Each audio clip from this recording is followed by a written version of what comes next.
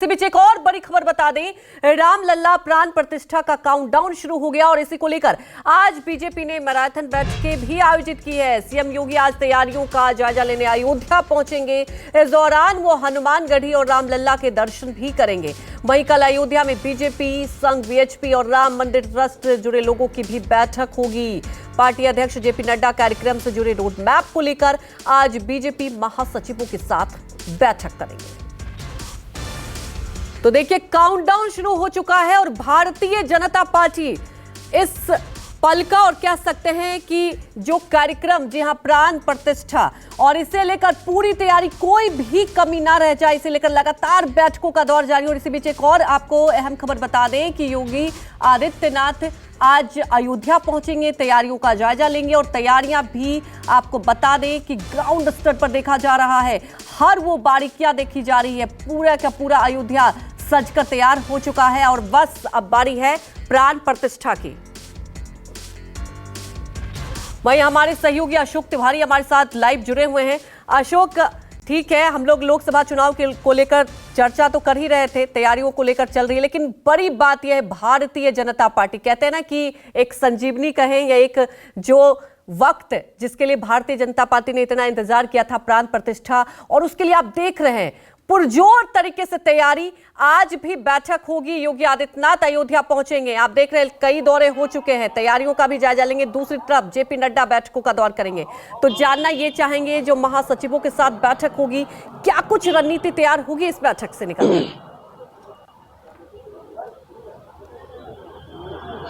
देखिए, सबसे अहम बात तो यह है कि ये दोनों चीजें इन दोनों चीजों को जोड़ने की कोशिश नहीं है, दोनों को अलग अलग समझना होगा। पहली बात तो यह है कि अयोध्या में 22 जनवरी को जो प्राण प्रतिष्ठा का एक बड़ा आयोजन किया जा रहा है, उसको लेकर बीजेपी के तमाम सारे नेताओं की तरफ से और संघ के नेताओं की तरफ से लगातार बैठकों का दौर भी चल रहा है। और आप देखिए कि इस बीच में मुख्यमंत्री योगी आदित्यनाथ, चाहे उत्तर प्रदेश के दोनों डिप्टी सीएम ब्रजेश पाठक या केशव प्रसाद मौर्य, या यूं कहें कि पूरी की पूरी सरकार के जो लोग मंत्रिमंडल में शामिल हैं, उनके लगातार दौरे इस वक्त अयोध्या में देखने को मिल रहे हैं।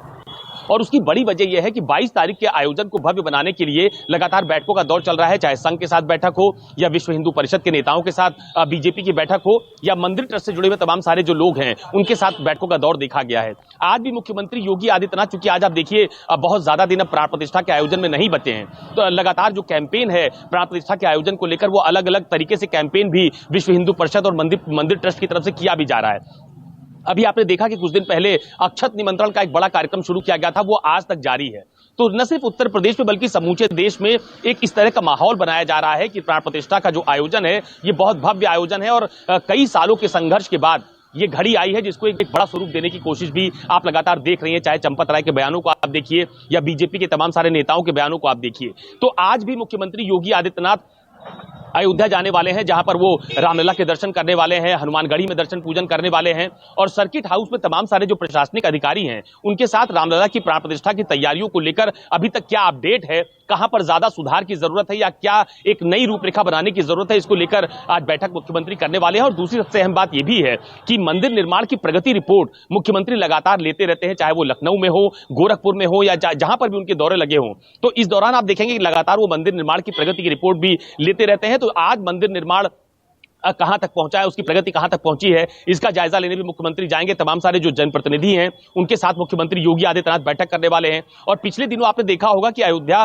के तमाम सारे साधु संतों के साथ उन्होंने अलग से एक बैठक की थी, यानी साधु और संत क्या चाहते हैं इस प्राण प्रतिष्ठा के आयोजन को लेकर, उनसे उनकी भी राय ली जा रही है। तो कुल मिलाकर ये जो बड़ा आयोजन सरकार की तरफ से आयोजित किया जा रहा है, मंदिर ट्रस्ट की तरफ से आयोजित किया जा रहा है, इसको कितनी भव्यता दी जा सकती है, उसी के लिहाज से ये बैठक अयोध्या में आयोजित की जा रही है। दूसरी बात जो आपने कही कि महासचिवों की जो बैठक हो रही है, वो कई लिहाज से अहम होती है। मंदिर का एक मुद्दा बहुत बड़ा है, जिसको लेकर लगातार बीजेपी की बैठकों का दौर देखा गया है। लेकिन यूपी में आने वाले दिनों में लोकसभा चुनाव में कैसे पार्टी को बेहतर रिस्पांस करना है, कैसे पार्टी को बेहतर प्रदर्शन करना है, और जिस इंडिया गठबंधन की तरफ से दावा किया जा रहा है कि इस बार बीजेपी को हरा देंगे, एनडीए गठबंधन को हरा देंगे और एक बड़ा बदलाव उत्तर प्रदेश में या पूरे देश में देखने को मिलेगा, तो उससे कैसे निपटना है, ऐसी तमाम सारी रणनीति है जिसके तहत बीजेपी में मुझे लगता है शायद ही कोई दिन ऐसा हो सुबह या शाम में जिस दिन कोई बैठक ना होती हो, चाहे वो सामने सामने की बैठक हो या फिर वर्चुअली बैठक हो। तो ये जरूर है कि पूरा फोकस खासतौर पर उत्तर प्रदेश में है। इस वक्त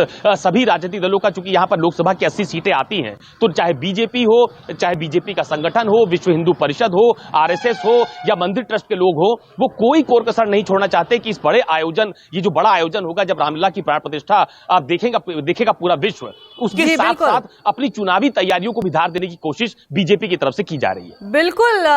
और ये मेगा इवेंट के तौर पर आप समझ सकते हैं, कार्यक्रम के लिए भारतीय जनता पार्टी पूरी तरीके से मंथन और देख रहे हैं आप कार्यक्रम की तैयारी कर रही है। हमारे साथ जुड़ने के लिए आपका शुक्रिया। और इसी बीच